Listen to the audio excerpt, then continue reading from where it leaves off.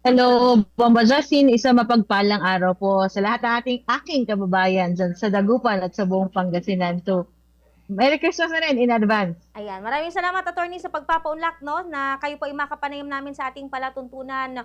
Attorney Ona, kayo po sa Lente, ano pong stand po ninyo no? Isa sa mga nais na patutukan ngayon ng ating pangulo ay ito pong pagtalakay sa controversial na anti-political dynasty law. Kasi alam naman po natin yan, isa po sa mga ugat ng korupsyon sa ating bansang Pilipinas. Ito pong pagkakaroon po natin ng mga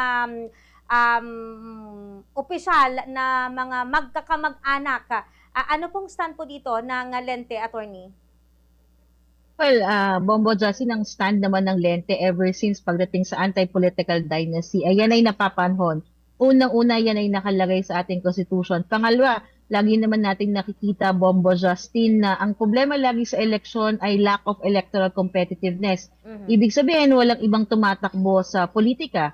At Yeah. ang number one dahilan dyan ay political dynasty. So kung Mhm. magkakaroon tayo ng anti-political dynasty law, ay yung lagi nating problema sa election ay kahit pa paano ay matetemper or ma-minimize. Mhm. Kaya yan ay ano tayo, natutuwa tayo, pero gusto ko rin sabihin, Bomba Justin, kasi baka sabihin ng mga kababayan natin dyan sa Dagupan, ay, ang galing, natutuwa ang Lente. Pero ano din pa rin tayo, cautious pa rin tayo sa ganyang statement ng ating Pangulo. Mhm. Kasi baka nalilito yung ating mga kababayan na iba ang priority sa urgent.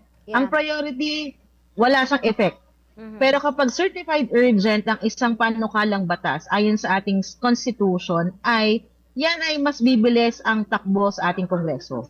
So Mhm. yun yung hopefully marinig natin sa ating presidente, hindi lang sa priority, kundi isi-certify niya as urgent yung anti-political dynasty law, yung party list reform act. So yan yung mga gusto nating marinig sa kanya. Hopefully ibigay niya yan as Christmas gift sa ating lahat, sa ating lahat as gift to the Filipino nation. Mhm. When you say anti-political dynasty, ano ba yung mga kinap ibig sabihin po nito para po sa kaalaman, kapatiran ng ating mga listeners and viewers, attorney Ona?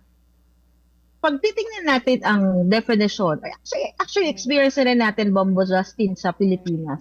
Ang Mhm. political dynasty ay basically magkakamag-anak sa Yeah. politika.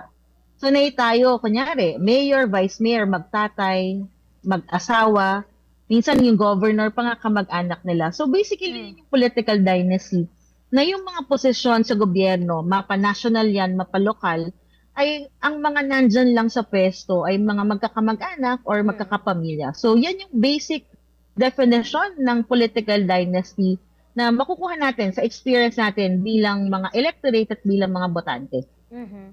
Pero ang question, attorney Ona, ito kaya ay maaprubahan especially ng ating miyembro po ng Kongreso, kasi we all know kung sino po yung mga nakaupo sa Congress, even sa Senate, magkakamag-anak po yung mga yan, attorney Ona. Mm. Well, ano Mhm. yan? Extra, kasi kung titingnan naman natin, Bombo Justin, nasa extraordinary period tayo bilang isang bansa. Mhm. Napakalaki ng eskandalo na nakita natin, Ah. napapanood sa huling buwan, itong flood control scandal natin. At ang dami pang lumalabas sa ibang ahensya ng gobyerno natin. So Mhm. siguro, ito na yung talagang panahon at napapanahon na pag-usapan at talagang seryosohin natin ang pagpapasa o yung pag-uusap tungkol sa anti-political dynasty. Babalik ako dun sa tanong mo, Bombo Justin, ito ba ay makikita na natin na maipasa bilang batas? Sana, kasi kung hindi natin to makikita, yung lagi nating problema sa corruption ay mangyayari at mangyayari. Lagi ko nga sinasabi, 12 years ago, yung Napoli scandal, sa tingin natin, napakalaking ano niya na, no? Napakalaking pera, Bombo Mhm. Justin. Pero ngayon, etong scandal natin sa flood control, billion-billion yung pinag-uusapan natin. At paano nangyayari yan? Kasi walang check and balance eh. Walang check and balance sa gobyerno. At bakit nagkakaroon ng walang check and balance? Political dynasty. Kapag walang nag-check sa isa't isa, kapag ang mayor na taga-implement ng proyekto ay ang anak niya ang tiga-approve ng budget, nasan yung check and balance dyan? So, Mhm. malaking ano to, malaking hamon sa ating lahat kasi kung wala itong hindi ito ay maipapasa, yung problema natin sa corruption, paulit-ulit lang yan. eventually 10 years from now, baka may mas malaki tayong scandal na maririnig at mapapanood na mas malaki pa dito sa flood control scandal. Mhm.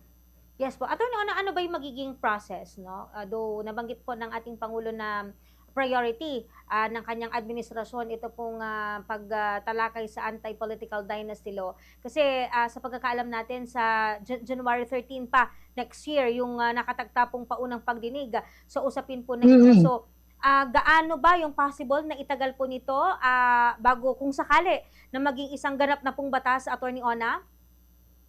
Well, depende talaga sa Kongreso natin kung gaano kabilis o gaano katagal ang journey ng batas o ng panukalang batas nito. Kasi meron tayong experience na ilang buwan pa lang Mhm. ay napapasa na bilang batas ang isang panukala.